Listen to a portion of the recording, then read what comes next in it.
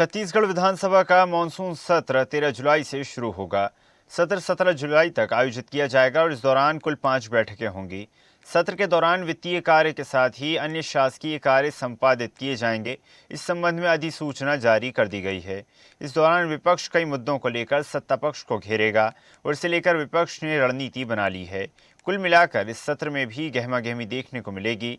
इसके साथ ही विपक्ष खास बीज, सिंचाई, बिजली, पानी, शिक्षा और सत्र में मंत्रों की उच्चारण आदि मुद्दों पर सत्ता पक्ष से सवाल करेगा।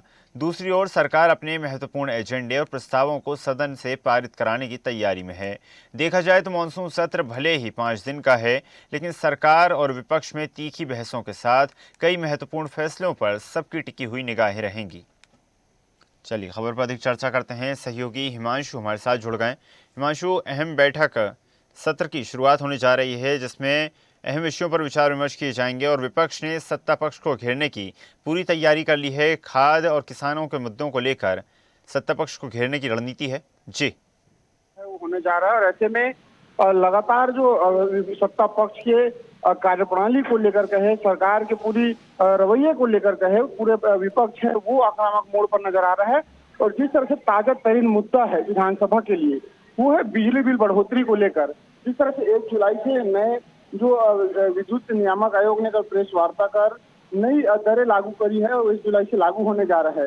इस नई लागू दर को लेकर लगातार अब सड़क की लड़ाई है वो कांग्रेस लड़ेगी और लगातार बेतहाशा बिजली दामों में वृद्धि को लेकर लगातार कांग्रेस से विरोध करते नजर आ रही है। उसके बाद अब एक नया मुद्दा कहीं ना कहीं कांग्रेस को फिर से मिल जाएगा और लगातार किसानों के लिए खाद बीज की समस्या हो, गैस की किल्लत हो, पेट्रोल की कालाबाजारी हो, चाहे बिजली के दामों को लेकर हो, चाहे अन्य महंगाई को लेकर हो, लगातार जो है सड़क से लेकर सदन तक जिस तरह से कांग्रेस है वो सत्ता पक्ष को जो है लगातार विरोध कर, प्रदर्शन कर घेराव करते नजर आ रही है। उसी तरह अब सदन में कहीं ना कहीं विपक्ष है वो आक्रामक मोड़ पर नजर आएगी और सत्ता पक्ष को घेरते हुए हर सवालों में कटघरे पर कहीं ना कहीं कांग्रेस है वो खड़े करते नजर आएगी। तो अब जो 5 दिनों का जो सत्र है वो, हालांकि सत्र बेहद कम है मानसून सत्र के हिसाब से जो समय है, लेकिन इसको लेकर इस 5 दिनों का जो सत्र होगा बेहद हंगामेदार और जिस तरह से स्थिति है वो कहीं ना कहीं सदन में हंगामे की स्थिति है वो साफ तौर पर